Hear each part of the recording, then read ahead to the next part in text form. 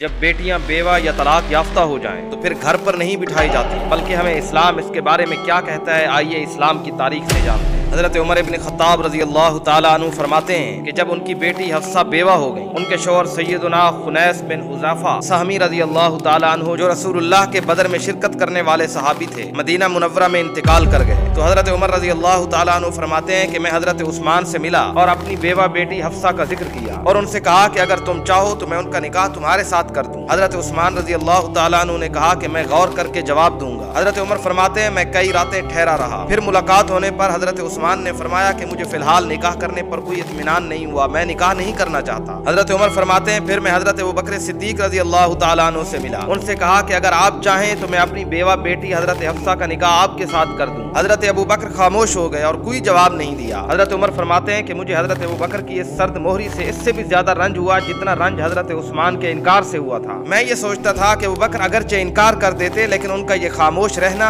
मेरे लिए ज्यादा तकलीफ का बायस है। फरमाते हैं कि कई दिन गुजर गए, इतने में रसूलुल्लाह ने अपने लिए हज़रत हफ्सा का पैगाम निकाह भेजा। मैंने फौरन उनका निकाह रसूलुल्लाह से कर दिया। इसके बाद हज़रत अबू बकर मुझसे मिले तो कहने लगे शायद तुम्हें मेरा जवाब न देना नागवार गुजरा होगा। मैंने कहा कि मुझे बहुत बुरा लगा था आपका ये जवाब न देना। हज़रत अबू बकर ने फरमाया कि मेरे भाई बात ये है, मैंने तुम्हें जवाब इस वजह से नहीं दिया था, मेरे इल्म में ये बात आई थी कि रसूलुल्लाह ने कहीं उनका तस्करा किया है निकाह करने के लिए और मैं रसूलुल्लाह का ये राज फाश नहीं करना चाहता था। हाँ, अगर रसूलुल्लाह हज़रत हफ्सा से निकाह न करते तो शायद मैं उनसे निकाह कर लेता, लेकिन मैं इसलिए खामोश था कि रसूलुल्लाह का राज फाश न हो जाए। ऐ मुसलमानों, तुमने अपनी इस तारीख से क्या सीखा कि हज़रत उमर ने किस तरह खुद ही अपनी बेवा बेटी के निकाह का पैगाम पहले हज़रत उस्मान को दिया, फिर हज़रत अबू बकर को दिया, जिससे ये पता चला कि अपनी बेवा बेटी या मुतलका बेटी का निकाह दूसरी जगह पर कर देना ये कोई ऐब नहीं होता। और ये भी पता चला कि लड़की वालों का लड़के वालों के लिए निकाह का पैगाम देना इस्लाम में जायज है, ये अमल गैरत व हया के खिलाफ नहीं है। मगर आजकल लड़की वालों की तरफ से खुद किसी जगह निकाह का पैगाम देना ऐब है, जिसके नतीजे में लड़कियों की उम्रें गुजर जाती हैं, वो बूढ़ी हो जाती हैं और उनके वालिदैन अपनी बनावटी इज्जत लेके बैठे रहते हैं।